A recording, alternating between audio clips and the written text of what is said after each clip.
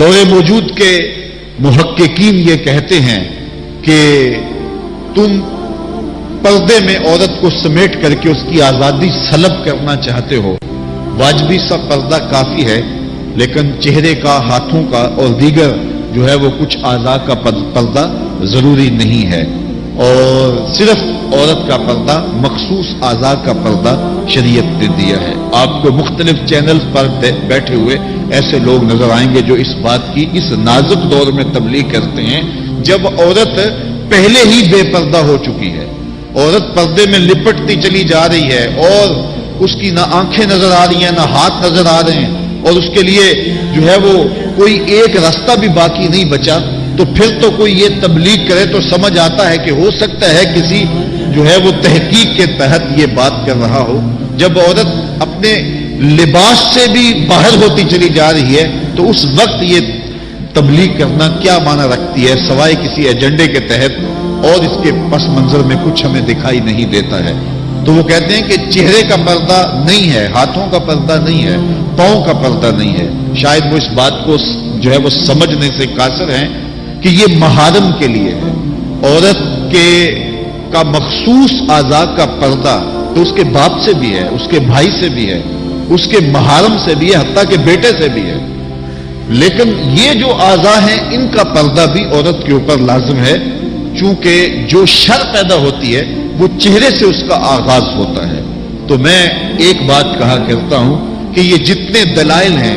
ان دلائل کے جواب بھی علماء نے دیے ہیں، یہ ساری بحث کی جا سکتی ہے۔ میری مائیں بہنیں تصور کر لیں کہ سیدہ فاطمہ تو زہرا کا پردہ کیسا ہوگا، تو ان کے تصور میں حیا میں لپٹی ہوئی فاطمہ دکھائی دے گی۔ بلکہ سیدہ فاطمہ تو زہرا سے جب پوچھا گیا کہ عورت کا صحیح پردہ کیا ہے، انہوں نے کہا کہ عورت کا صحیح پردہ یہ ہے کہ وہ کسی مرد کو نہ دیکھے اور کوئی مرد اس کو نہ دیکھے۔ حضرت عبداللہ ابن مکتوم رضی اللہ تعالی عنہ کے سامنے ازواج مطہرات نے پردہ نہیں کیا تو وہ آنکھوں سے نابینے تھے، تو حضور نے اس پر انہیں تنبیہ کی کہ تم نے پردہ کیوں نہیں کیا؟ تو انہوں نے کہا حضور وہ تو نابینا ہے، تو فرمایا کہ تم نابینا تو نہیں ہو۔ تو پردہ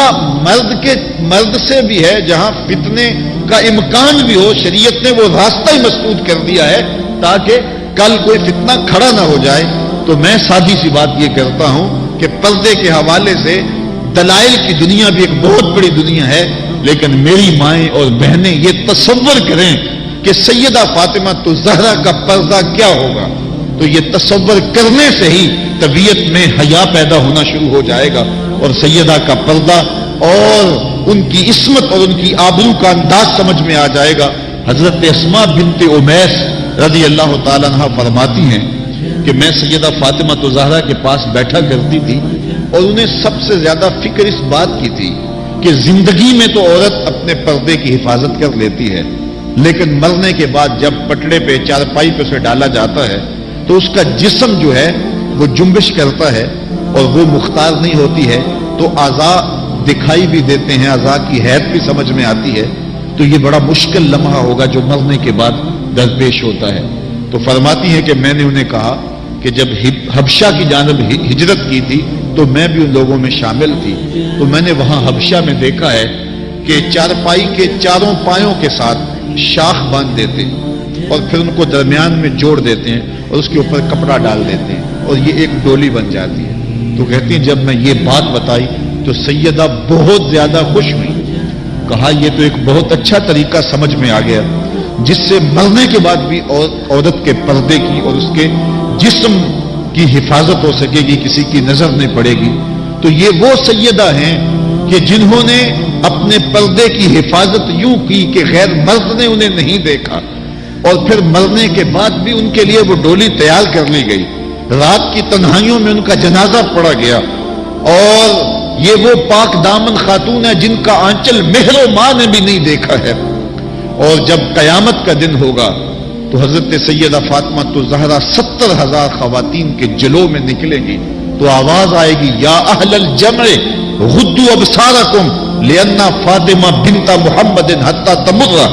اے لوگوں نگاہیں نیچی کر لو، محمد عربی کی بیٹی کی سواری گزر رہی۔